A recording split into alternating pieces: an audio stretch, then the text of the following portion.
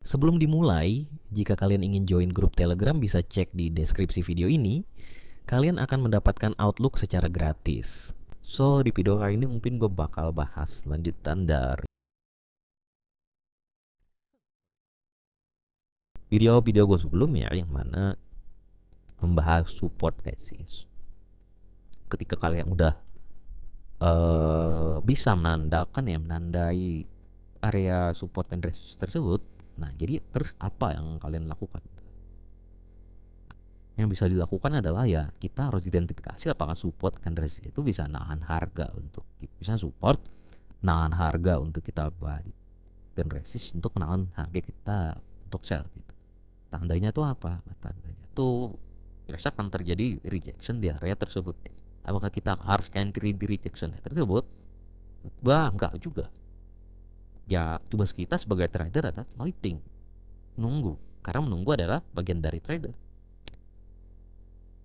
Bukan tentang entry doang, PPSL, tapi menunggu pun adalah ada untuk kerja gitu, kerja sebagai trader, menunggu. Itu kurang lebih filosofinya ya.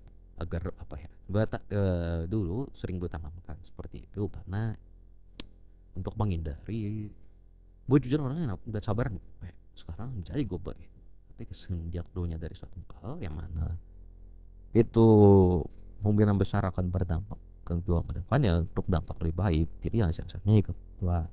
Nah, hendak menunggu itu adalah bagian dari kita traffic, bukan hanya tentang posisi TPS kan, kayak gitu. Nah, langsung saja. Nah, apa sih yang kalian lakukan ketika udah bisa marking area-area resist kayak gini, di sini dan lain-lain. Nah, kita harus lihat rejectionnya. Tapi di sini yang ingin gue tekankan adalah time frame yang digunakan tuh cukup besar guys untuk kalian bisa validitas itu. Gue saranin di sini 4H dan kalian lihat rejectionnya itu di M15. Berapa time frame ini bang? Gak usah perdebatkan lagi karena ini udah gue backtest dari berapa ratus data yang gue gunakan ya di time frame 4H M15. Itu udah based on data gue dan juga based on jurnal gua.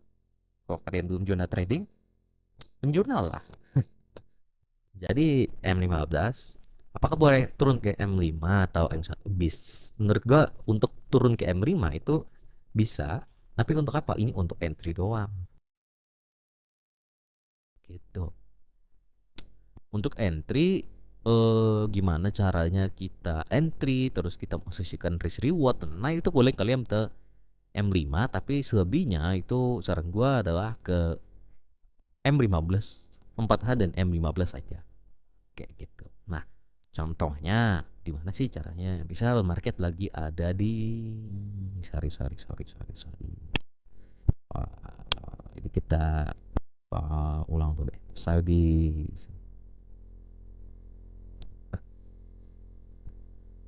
Ketika market naik, karena pasti akan ada fund. Ini adalah sebagai resistnya, sebagai supply area, bisa kalian anggap seperti itu. Ini bukan menggunakan 4H ya di sini. Kalian bisa lihat sendiri di situ yang gue gunakan 4H. Nah, ketika udah masuk di situ, baru kalian bisa lihat ke temper M15-nya. Oh, ini area gua kemarin yang gua udah marking lama, apakah ada potensi rejection dan reversal di sana ketika masuk area tersebut? Karena kalau nggak rejection, narasinya ketika nggak rejection, otomatis market akan bentuk yang namanya all time high. Paling bayangin aja ini kayak berempat hasaku, kalau nggak rejection, ini bakal bikin namanya all time high di sini kan, karena nggak ada lagi resisten yang menahan gitu, ya gitu. Nah, kalian bisa turun ke 1H di sini sebelum ke 15 juga boleh banget. Untuk apa? Untuk kalian lihat per candle-nya itu tutupnya di 1H gitu. Kalau kalian merasa kecepatan M15 terlalu kecil, ya bisa 1H. Pas aja kan langsung ke M1 aja.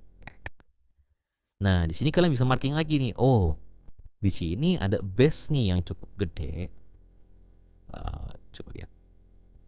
Base yang cukup enggak cukup gede tapi cukup kecil, yang kalau kalian jeli melihatnya itu bakal kelihatan di bawah. Nah, jadi patokan kalian adalah resist H4 ini, supply area dengan base yang ada di sini sebagai resist area kalian. Oke, nah ketika ke M15 ini kan 1H langsung push. Oke, kita bisa udah identifikasikan ini sebagai rejection. Kenapa? Karena kalian lihat ketika kita udah nyentuh area ini, bahkan area ini area supply H4 tadi, kalian mesti coba.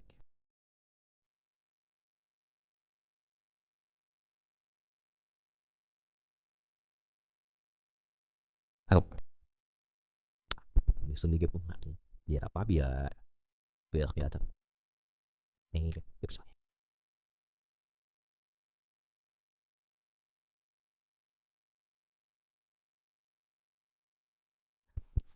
Oke, biasa 1 supply 4 rejectnya bagaimana? Signifikan, ya kan? Padahal ada reject yang nggak signifikan. Nah, kenapa kayak gini nih? Misal kayak gini kan reject, kalian nggak nyentuh apa-apa atau mau mungkin kalian kalau di time frame kecil mungkin bisa ngambil sebelum candle ini kebentuk reject terus TP kecil gitu ya, tapi tidak terlalu signifikan. Yang kita tahu di sini trennya naik ketika kalian sell ya, menurut gua kurang bagus saja gitu. Jadi kayak gini kan udah oke, confirm untuk reversal. Nah, apa yang ditunggu seperti ini? Nah, kita tunggu lagi berapa candle dari strukturnya untuk bisa kita posisikan entry. Misal di sini gua turun ke M15. Nah, sini kita udah tahu satunya di cake. M15 sih kita tinggal marking untuk area-area kita yang entry gitu. Misal di sini, terus sini aja ntar. Kenapa? Karena di situ adalah diskon area. Kalau kalian tarik pivo ini ke sini, itu pasti di atas 0,5 nih. Jadi kalian bisa sell limit di sini, sell di sana, tapping di mana? Tappingnya misal 1:1 atau 1:2. Tergantung mungkin kepedean kalian. Nah, kita coba di sini apa limitnya. Nah, tenang, terus apa TP. Oke, kena landing yang hampir style dan TP. Nah, gitu. Memang terlalu amat tracknya, tapi setidaknya kalian confident gitu dengan dengan apa yang kalian analisa gitu. Dan akhirnya berakhir dengan TP 1:2. Apakah di sini kalian panik ketika hampir SL? Ya jangan, kalian harus stick on the plan aja. Stick the plan. Ini ada base H1, besar. Base H1 harus aja di atas itu. Karena harus confident untuk analisa kalian sendiri. Nah, terus balik lagi ini titik keempat. Oke, kita apa? Kita marking lagi. Di sini ada potensial untuk market. Bisa reject, terus kita harus monggol ke area tersebut dijemput. Oke, ini udah kejemput ya harusnya ya. Nah, kalau kalian ambil referensi dari satu market, nah kita turun ke yang 15 untuk lihat rejectionnya di sana. Nah, di sini kalian bisa lihat reject. Ini tuh area rejectnya gimana tuh, langsung dibalas dengan bearish candle. Nah, di bearish candle di sini kalian bisa notice itu adalah ngebentuk candlestick patternnya berupa engulfing gitu kan. Ini engulf candle sebelumnya.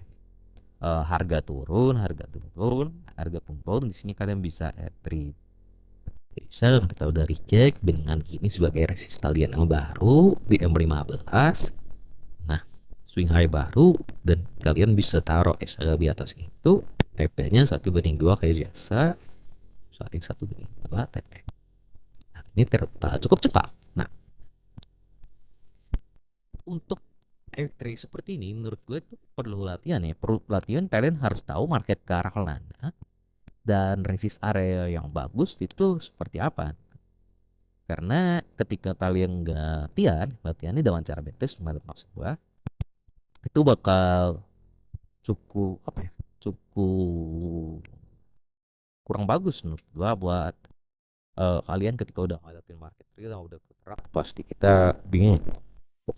Ini gimana nih gua nih gitu nih, sama halnya kayak tim ini kan. Ya kita tahu trennya turun, area tuh bakal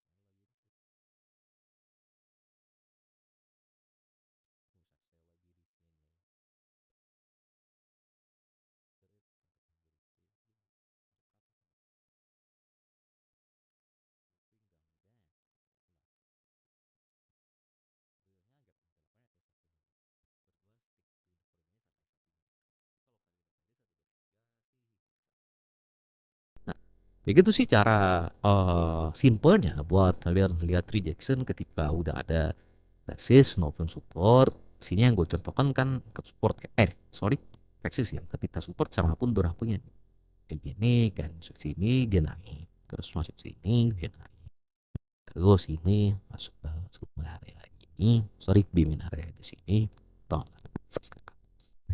Nah, itu yang mungkin bisa gue sampaikan di sini, dan semoga bermanfaat buat kalian ke depannya.